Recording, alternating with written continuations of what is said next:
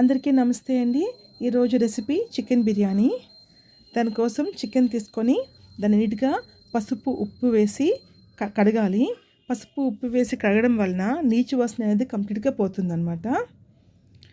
ఆ తర్వాత దాంట్లో కాస్త పెరుగు, పసుపు, ఉప్పు, కారం, నూనె వేసి 2 గంటల పాటు నానబెట్టుకోవాలి.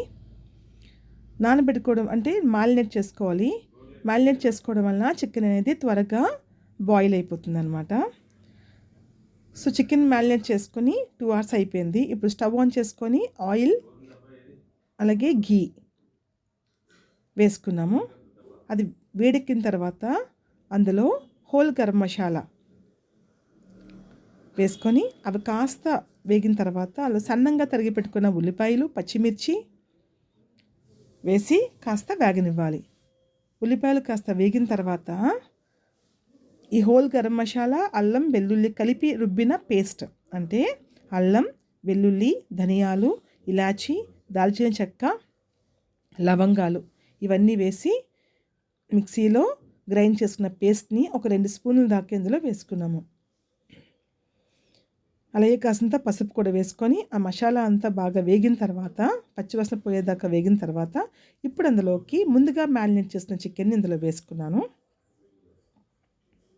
వేసుకొని మసాలా అంతా చికెన్కి బాగా పట్టేలాగా కలుపుకోవాలి.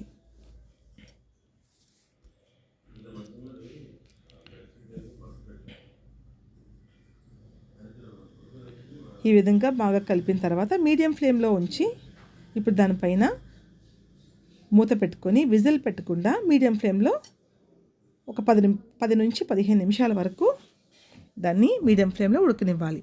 మధ్య మధ్యలో కలుపుతూ ఉండాలి.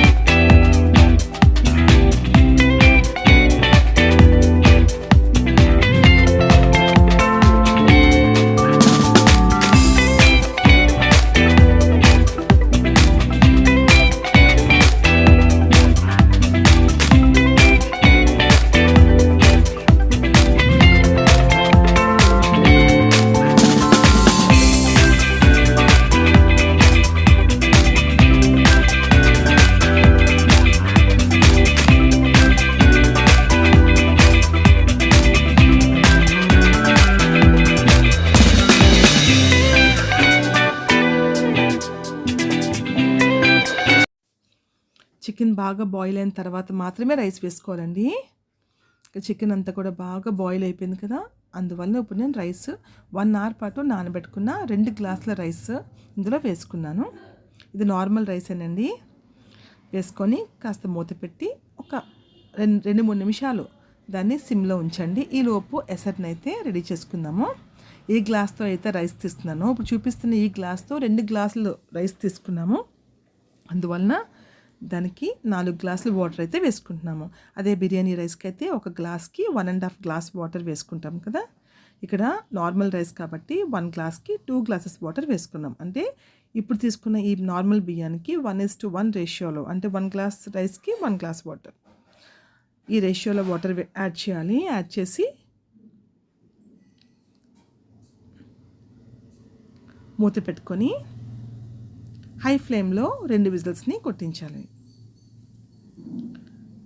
ఇక్కడ ఫైనల్గా ఇక్కడ నేను పుదీనా, కరివేపాకు వేసుకున్నాను. ఈ పుదీనా, కరివేపాకు వేసుకోవడం వలన టేస్ట్ అనేది ఇంకా అదిరిపోతుంది.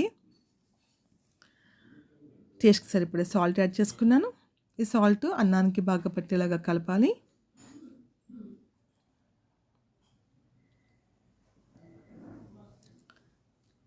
కలిపిన తర్వాత మూత పెట్టుకొని హై ఫ్లేమ్ మీద 2 విజిల్స్ కొట్టించాలి.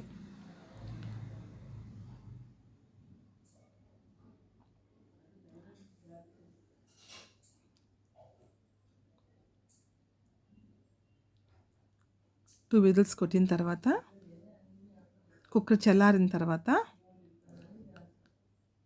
మూత ఓపెన్ చేసి చూడండి. బిర్యానీ అయితే చాలా బాగుంది కదూ, చాలా టేస్టీగా ఉందండి. ఇది మీరు చెప్తే నమ్మరు, మీరు తప్పకుండా రెసిపీ ట్రై చేయండి, మీరే చెప్తారు చాలా బాగుందని. అంత టేస్టీగా ఉంది, అసలు మెతికి అంటుకోకుండా బాగా కుదిరింది. ఈ మెజర్మెంట్లో మీరు కూడా తప్పకుండా చికెన్ బిర్యానీ చేసుకోండి. అలాగే మీకు ఈ వీడియో నచ్చితే ప్లీజ్ లైక్ చేయడం మర్చిపోకండి. అలాగే ఫ్యామిలీ అండ్ ఫ్రెండ్స్కి వీడియోని షేర్ చేయండి. కొత్తగా మన ఛానల్ని ఎవరైనా చూసేవాళ్ళు ఉంటే ప్లీజ్ ఛానల్ సబ్స్క్రైబ్ చేసుకోండి. Thank you for watching. Take care. Bye.